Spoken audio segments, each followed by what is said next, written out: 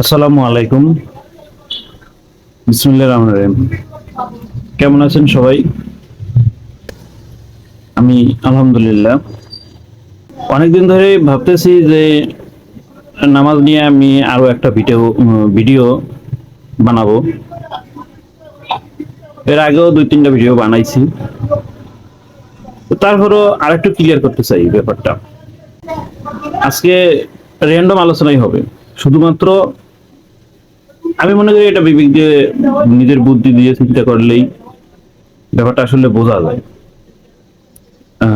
Common sense. যাই হোক, আমরা আসলে সরাসরি আলোচনায় যাই। নামাজের মধ্যে আমরা আসলে কি করি, কি বলি? আমরা তো কোরআন তিলাওয়াতই করি। এখন এই কোরআন তেলাওয়াতে ভিতরে আমরা যে সূরাগুলা মানে পড়ি, পাঠ করি, সেগুলোর ভিতরে আসলে আল্লাহ তাআলা কি বলতে চাইছেন?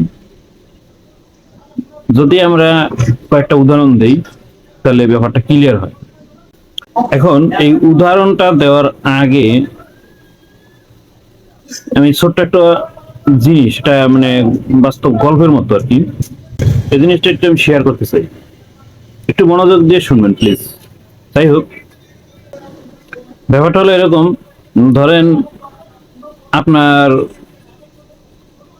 বাবা বা কাকা, যেই হোক, মামা, ধরেন আপনার মামাই, এই মামার কাছ থেকে আপনি জীবনে বহুত উপকার পেয়েছেন। অনেক কিছুতেই সে হেল্প করছে, ছোটবেলা থেকেই হেল্প করতেছে। আপনার পড়াশোনা, তারপরে আপনার মানে চলার পথে যেখানে যা কিছু প্রয়োজন হয়েছে, টাকা পয়সা বলেন, মানে বিভিন্ন ধরনের সহযোগিতা আপনাকে করছে। আপনি তার কাছে একেবারে চিরঋণী। এখন আপনি কি করলেন? দুইটা কাজ করতে পারেন। একটা হলো তার, সে যে উপকার করছে সেই উপকারের কৃতজ্ঞতা স্বীকার করা, অথবা স্বার্থপর অকৃতজ্ঞ হয়ে যাওয়া। এখন ওই মামা আসলে কি চায়, বা বাবা, যদি বাবা তো এগুলো করেই, আসলে বাবা ওইগুলো কি চায়? সে যে উপকার করলো এর বিনিময়ে সে কি চায়? আপনি কৃতজ্ঞতা স্বীকার করেন, সে যেটা বলে সেভাবে চলেন, তার কথা শুনেন, পারলে তাকে সাহায্য সহযোগিতা করেন যতটুকু সম্ভব। আপনি কি করলেন? জীবনে যখন থেকে আপনি বুঝতে শুরু করলেন যে আমার মামা আমাকে সাহায্য করতেছে, বিভিন্নভাবে উপকার করতেছে, তখন থেকেই আপনার পড়াশোনা বলেন, একেবারে পড়াশোনা শেষ, এখন আপনি চাকরি করতেছেন। তো আপনি কি করলেন? যা কিছু আপনার জীবনে আপনার মামায় যা কিছু করছে সবগুলো একটা লিস্ট করলেন। লিস্ট করে, লিস্ট বলতে আপনি লিখলেন, মনে করেন আপনি ডায়েরিতে সেগুলা লিখলেন। একের পর এক, একের পর এক সিরিয়ালে আপনি লেখা শুরু করলেন। লিখতে লিখতে মনে করেন যে আপনার মোটামুটি 10 পাতা হয়েছে, সাপোজ 10 পাতা, কম বেশি যাই হোক, আপনি 10 পৃষ্ঠা লেখলেন। তারপরে কি করলেন? এই লেখাগুলা নিয়ে আপনার মামার কাছে গেলেন, গিয়ে বললেন যে মামা, আপনি তো আমার জীবনে এই উপকার গুলো করছেন, এখন আমি একটা কাজ করতে চাই। আপনার ঋণ তো আমি শোধ করতে পারবো না, এখন একটা আমি কাজ করি। প্রত্যেক দিন এই লেখাগুলা রুটিন মাফিক, টাইমলি আপনার সামনে আমি এগুলা আপনাকে পরে শোনাবো। এই কথা শোনার পর আপনার মামা বা আপনার বাবা মনে মনে কি ভাববে, যে ছেলেটা কি পাগল হয়েছে? জীবনে যা কিছু আমি করছি সেইগুলো নাকি আমাকে করে করে শুনাইব রুটিন মাফিক। মামা কি বললো? রাগে বললো, তার যা মন চায় কর। আপনি কিন্তু ডিটারমাইন্ড। আপনি কি করলেন? ডেইলি 5 বার তার সামনে যাইয়া ওই যে আপনি 10 পৃষ্ঠা লেখছেন, সকালে, দুপুরে, বিকালে, রাত্রে, মানে সন্ধ্যায় রাত এইভাবে তারে পরে পরে শুনাইতেছেন, দিনের পর দিন, মাসের পর মাস, বছরের পর বছর চলতেছে। আপনি এই কাজটা প্রত্যেক দিনই করতেছেন। এদিকে আপনার মামায় আপনার এই কর্মকাণ্ড দেখা সে কিন্তু বিরক্ত, সে কিছু বলতেও পারতেছে না, করতেও পারতেছে না, কারণ আপনি তো বুঝেন না। আপনি যেটা বুঝছেন সেই কাজটাই করতেছেন। তো এইভাবে চলতেছে। এখন কথা হচ্ছে,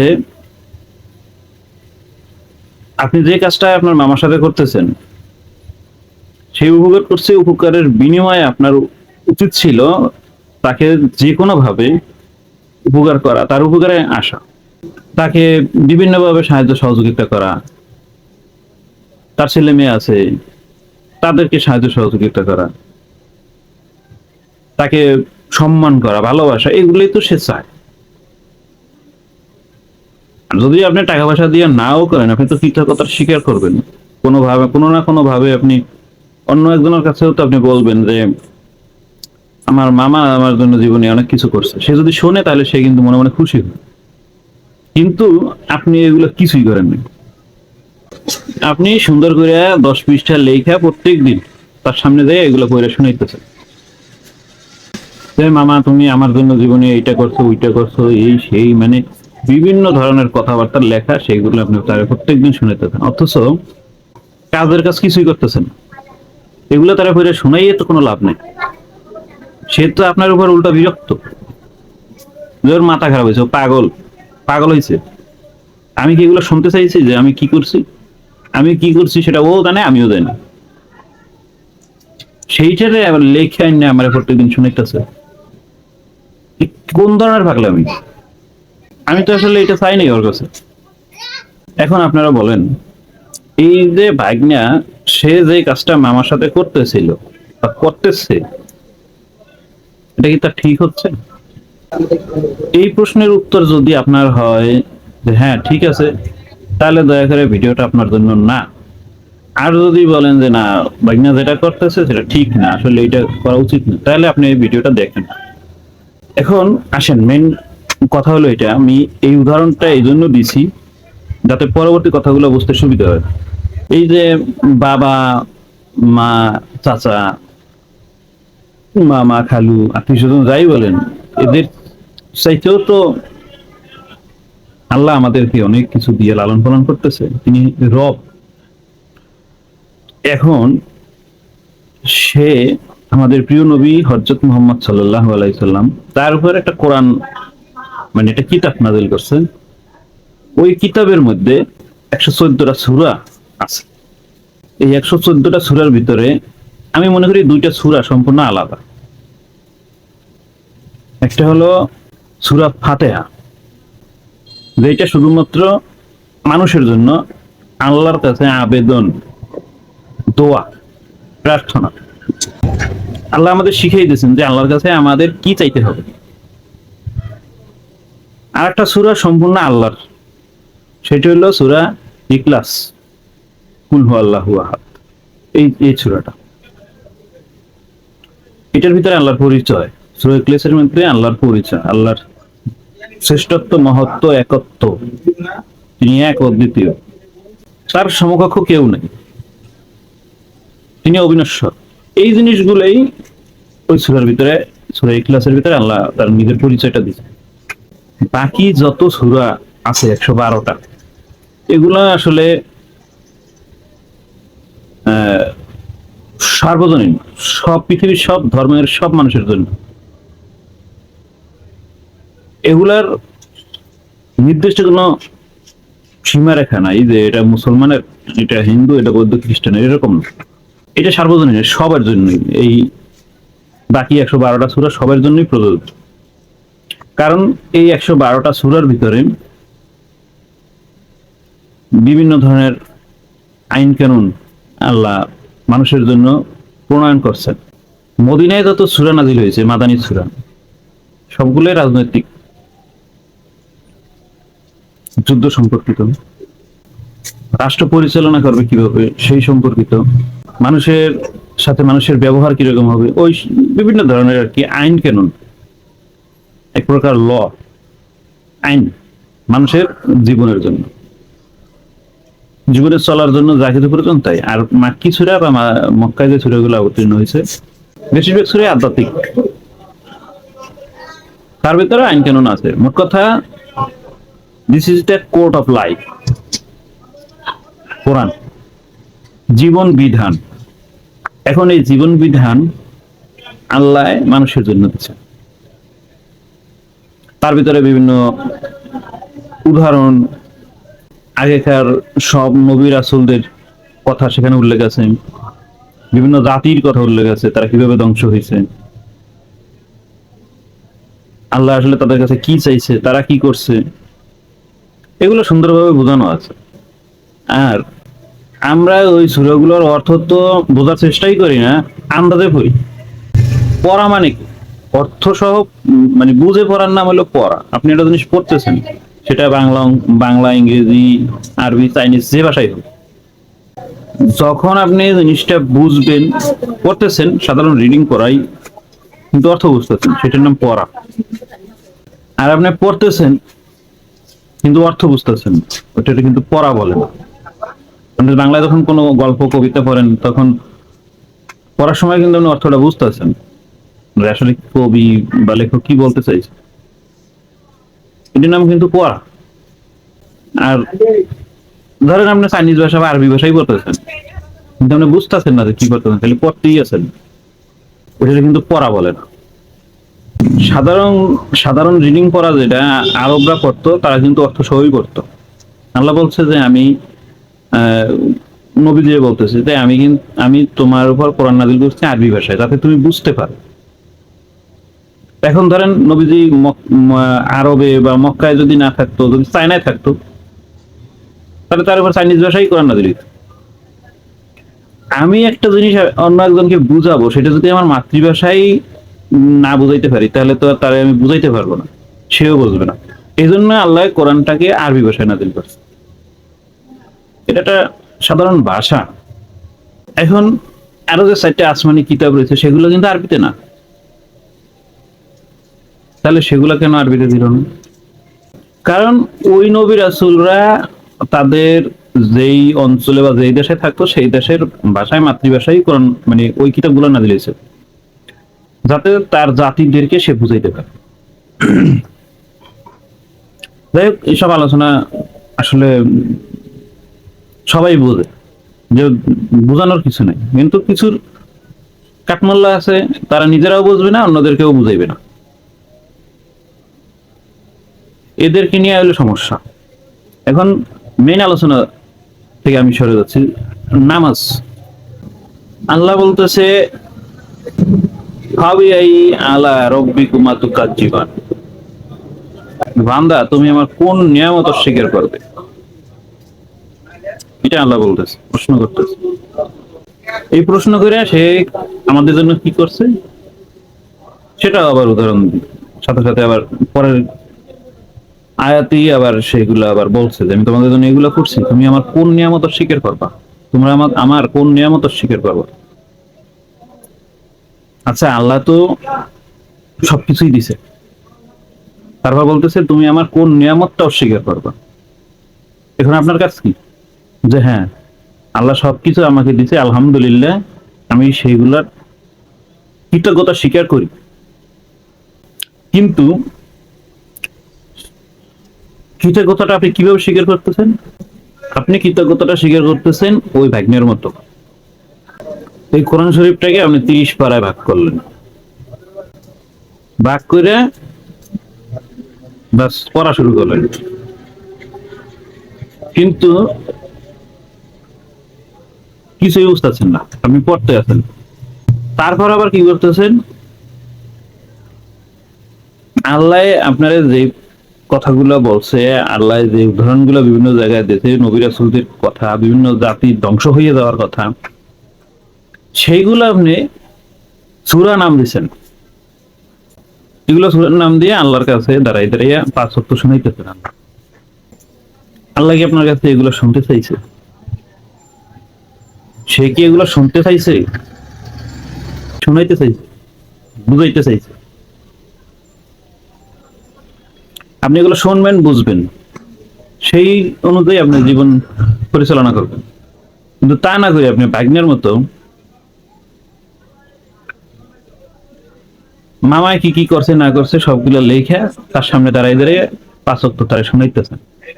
এইভাবে আপনি তার কৃতজ্ঞতা স্বীকার করতেছেন, এইভাবে তার প্রতিদান দিতেছেন। মামাও এটা চায় নাই, বাবাও এটা চায় নাই, আল্লাহও এটা চায় নাই। আল্লাহ চাইলেও কি, আপনি করতেছেন কি? আপনি মনে করেন যে সূরা ফিল করতেছেন, আলাম তারা কাইফা ফালা রব্বুকা বিআসহাবিল ফিল। এই আব্রাহা বাহিনীর কাহিনী, আহ, এই এই কাহিনীটা কি করতেছেন? আপনি আল্লাহরে শুনাইতেছেন। নামাজের মধ্যে যে শুধুমাত্র আমরা বলি আল্লাহু আকবার, আর সেজদা রুকুতে যাই বলি কি সুবহান রব্বিয়াল আজিম, সেজদা যাই বলি সুবহান রব্বিয়াল আলা। এই জিকির বা দোয়াগুলোই মূলত কাজে লাগে। এছাড়া আপনি যা করেন ফালতু ব্যর্থ চেষ্টা, আল্লাহ এটা চায় নাই। আর এই যে আমরা যে ব্যায়াম করি 5 ওয়াক্ত, তো নামাজটা তো, নামাজ মূলত এরকম না, এটা আমরা ব্যায়াম করি 5 ওয়াক্ত। আপনি ভাবতেছেন যে বিশাল বড় ইবাদত করে ফেলাইতেছেন, না। নামাজ তো, এই নামাজ সম্পর্কে আল্লাহ বলছে যে এই না, এই নামাজটা কোন নামাজ পড়বে, এটা সূরা মারিজের 23 নম্বর আয়াতে আছে দাইমি সালাতের কথা। আপনি যদি নামাজ পড়েন না, দাইমি সালাতটা পড়তে হবে। দাইমি সালাত, দাইমি শব্দের অর্থ হলো সব সময় আল্লাহর সাথে, আল্লাহ রসুলের সাথে সবসময় সংযোগ স্থাপন করা, করে থাকা, নিরবিচ্ছিন্ন সংযোগ।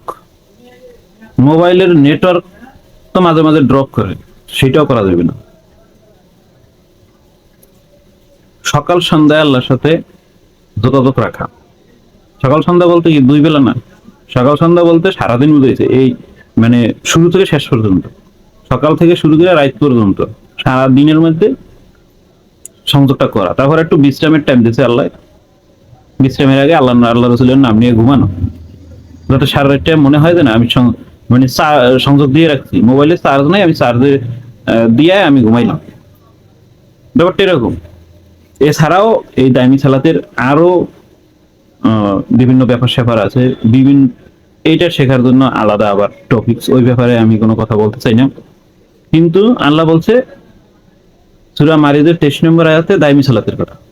আপনি যদি পড়তে ওইটাই করেন, আপনি 5 ওয়াক্ত আল্লাহর সামনে দাঁড়াইয়া বিভিন্ন গল্প কাহিনী শুনাইবেন আল্লাহরে, যে ঘটনাগুলো আল্লাহই ঘটাইছে, যে ঘটনাগুলা মালিক তিনি, তারে আপনি সেই কথাগুলো শুনাইতেছেন, মানে হেরে মনে করাই দিতেছেন যে আল্লাহ আপনি কিন্তু এটা করছেন, আপনি কিন্তু এটা বলছেন। অথচ আল্লাহ আপনারে বলতে চাই এই কথাগুলো, প্রশ্নগুলো করছে আপনারে, আপনি করেন উল্টা আল্লাহরে যাইয়ারে শুনাইতেছেন। মায়ের কাছে মামু বাড়ির গল্প, ব্যাপারটা এরকম না। এই জিনিসটা বোঝার জন্য তো মুফতি মুহাদ্দিস বড় বড় মাওলানা ডিগ্রিধারী এগুলো হওয়ার প্রয়োজন নেই, ওয়াজ মাহফিলের প্রয়োজন নেই, সাধারণ কমন সেন্স। আল্লাহ কি না করছে, আপনি তার কোনো কিছু মানে ঋণ শোধ করতে পারবেন? পারবেন না।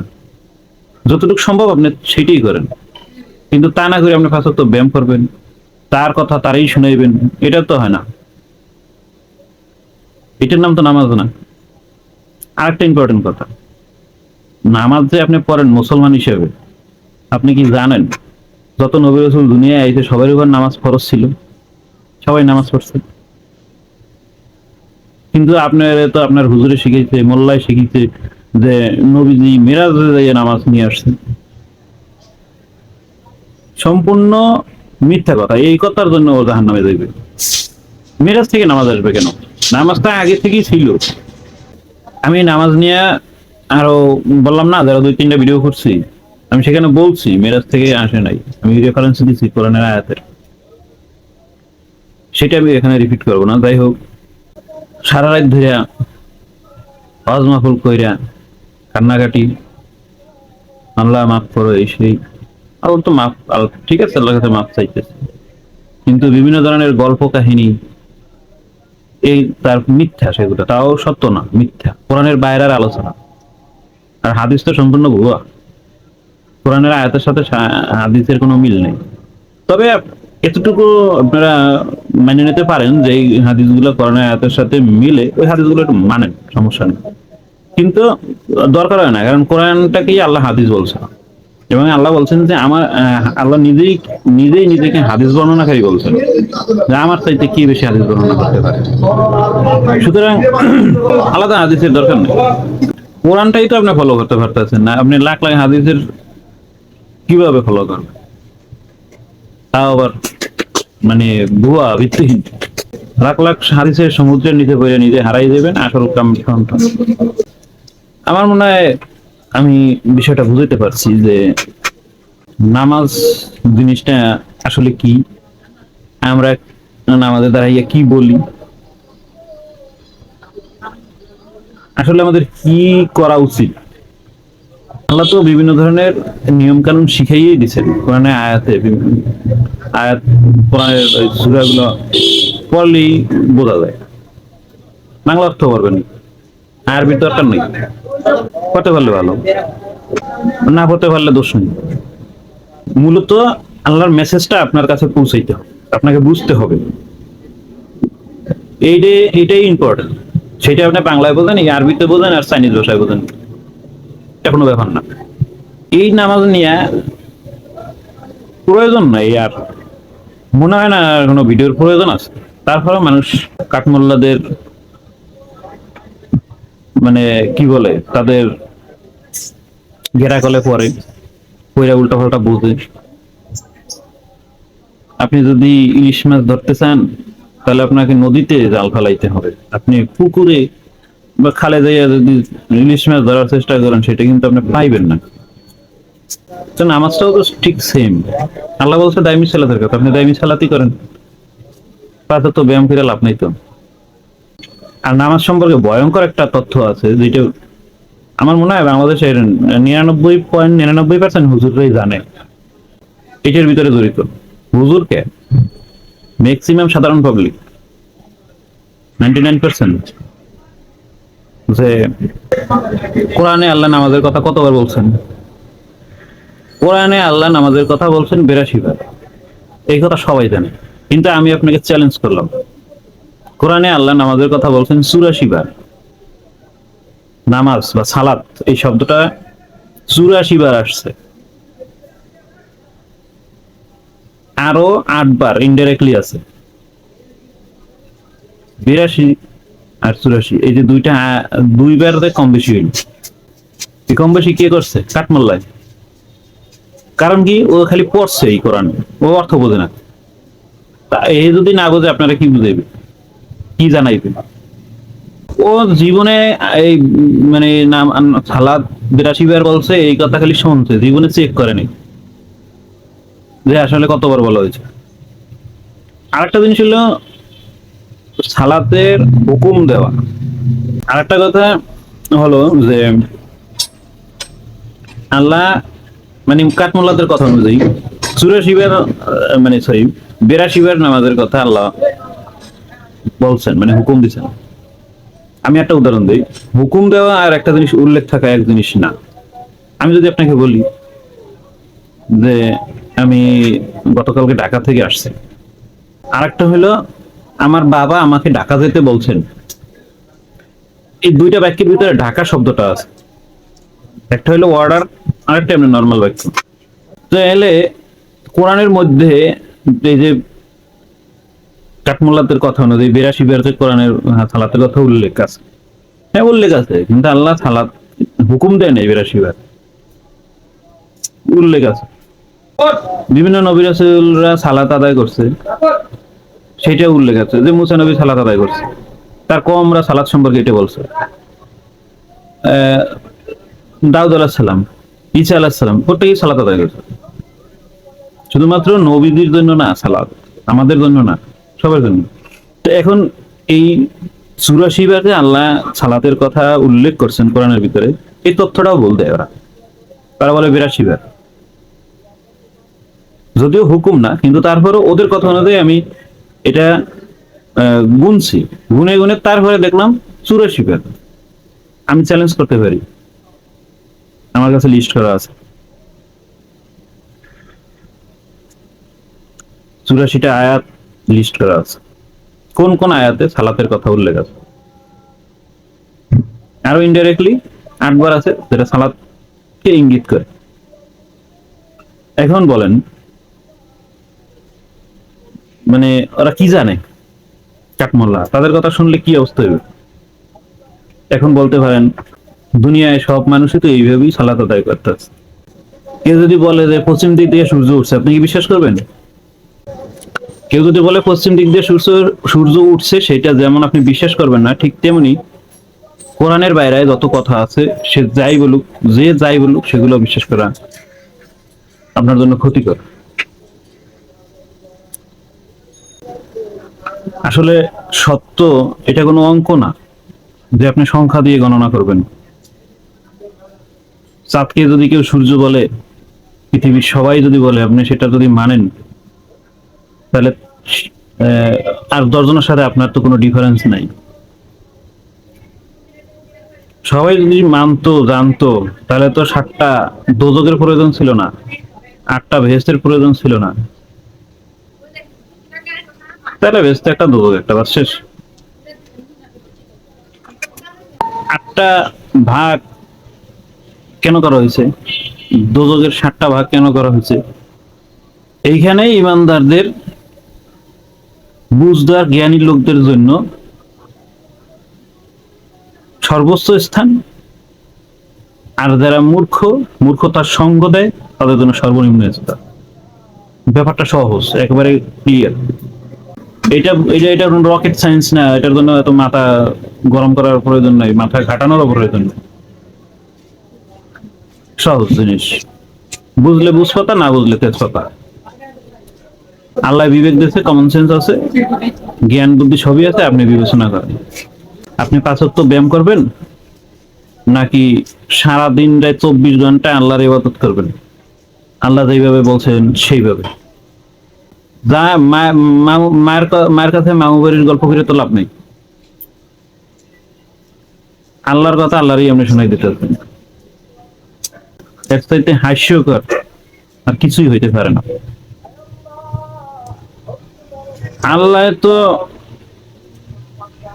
এই জন্য আপনাকে দুনিয়ায় পাঠায় নাই যে আপনি তার গল্প তারই শুনাই দেবেন। কি করা লাগবে, কিভাবে করা লাগবে, সবকিছুই কোরআনে আল্লাহ বলে দিয়েছে। আপনি সেটা করেন না, সেটা বোঝেনও না, লাভ কি হইল? স্রোতের বিপরীতে আসলে কেউ যাইতে চায় না, এই জন্যই জাহান নামগুলো ভর্তি হবে। মক্কা শরীফে আমরা হজ করতে যাই, সেইখানকার মানুষ এইভাবে নামাজ পড়ে, আমরা যেভাবে পড়ি দুনিয়া সবাই পড়ে। এখন কি মানে মক্কা শরীফের লোক, আরবের লোক, এই জন্য কি তারা যেটা বলবে ওইটাই মানতে হবে? তারা যেটা করবে ওইটাই করতে হবে? তাদের সংস্কৃতি আর আমাদের সংস্কৃতি তো এক না। আর নবীর দেশের লোক এই জন্য যে সে একেবারে 100% সহি, আর আমি বাংলাদেশের লোক এই জন্য যে আমি ভুল, এটাও তো ঠিক না। কে কোন দেশের এটা তো আল্লাহ কাছে বিবেচনার বিষয় না, তার কাছে বিচারের দিনে। আপনি কি করছেন, আপনার কর্মফল কি, সেইগুলোর উপরে ভিত্তি করে আপনার বিচার, আমার বিচার। সে যেভাবে বলছে সেই কথাটা সবাই, সব দেশের মানুষ সেই কথা অনুযায়ী চলছে কিনা। এখন তো মানে ব্যাপারটা এরকম যে আপনি আল্লাহর কথা মতো চলেন না, আপনি চলেন সৌদি আরবের মানুষের কথা মতো। ওদেরকে কি এক্সট্রা পাওয়ার দেওয়া হয়েছে নাকি? এটা মানে তাদের জন্য সব জাহান্নাম হারাম নাকি তাদের জন্য? তাহলে ব্যাপারটা কি হলো, সৌদি আরব তথা মক্কা মদিনার লোকজন তারা কি জাহান্নামে যাবে না? 100% জাহান্নামে যাবে, ওরা আরো বেশি যাবে। কারণ ওরাই আপনাদের সারা পৃথিবীর মানুষকে ভুল বুঝাইতেছে। নবীজির দেশের লোক, মদিনায় নবীজি তাকে মানে দাফন করা হয়েছে, সে ওই জায়গায় আছে, এই হিসাব করলে তো হবো না। হিসাবটা তো এরকম না, হিসাবটা হলো কোরআন অনুযায়ী, আল্লাহ কি বলছে সে অনুযায়ী। আপনি আরেকজনের গাড়ি ভর দেওয়ার চিন্তা করেন, তাহলে শেষ। বারবার বলি, প্রথম যে উদাহরণটা দিছি সেরকম কাজ করা আমাদের ঠিক না আসলে। আল্লাহ বলছে কৃতজ্ঞতা স্বীকার করতে, আমরা কৃতজ্ঞতা স্বীকার করবো। কিভাবে কৃতজ্ঞতা স্বীকার করব, আমাদের কি করা লাগবে সবকিছুই বলা আছে। এখন আপনি যদি বোঝার চেষ্টা না করেন, জানার চেষ্টা না করেন, কেউ একজন আপনাকে এসে ভুল বুঝাই দিয়ে গেল, সেটাই আপনি মানতেছেন, তাহলে তো হইব না। কারণ হলো জানার চাইতে মানা সহজ। জানাটা কঠিন, মানা সহজ। একটা কথা বললাম, মেনে গেলেন, শেষ। কিন্তু জানতে হবে। আশা করি আমার কথাগুলো বুঝতে পারছেন। ধন্যবাদ সবাইকে। সবাই কোরআনের সাথে থাকুন, কোরআন বুঝে পড়ুন, আল্লাহর হুকুম আহকাম গুলো পালন করুন। আল্লাহ আমাকে সহ সবাইকে সেই তৌফিক দান করুন। আমিন। সালামু আলাইকুম ওয়া রাহমাতুল্লাহি ওয়া বারাকাতুহু।